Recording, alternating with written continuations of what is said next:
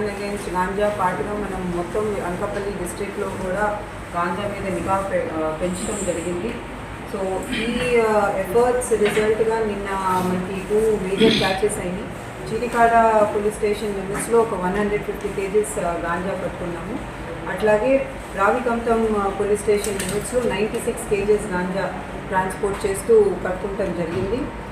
చీటికాడలో పట్టుకున్న కేసులో 4 అక్యూజ్ని already arrest చేశాము. ఇంకా 2 అబ్స్కాండింగ్ అక్యూజ్ పేర్లు కూడా ఉన్నాయి, వాళ్ళని కూడా తొందరలోనే అరెస్ట్ చేస్తాం. అట్లాగే రావికంఠం కేసులో కూడా అక్యూజ్ని అరెస్ట్ చేస్తాం జరిగింది. దాంట్లో కూడా లింకేజెస్ మనం ఎస్టాబ్లిష్ చేశాము.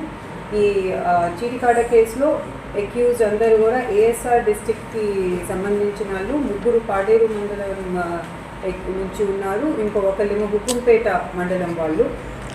ఇక్కడ రావికంఠంలో కట్టిన కేసులో కృష్ణా డిస్ట్రిక్ట్కి సంబంధించిన అక్యూజ్ని అరెస్ట్ చేయడం జరిగింది. మన డిస్ట్రిక్ట్లో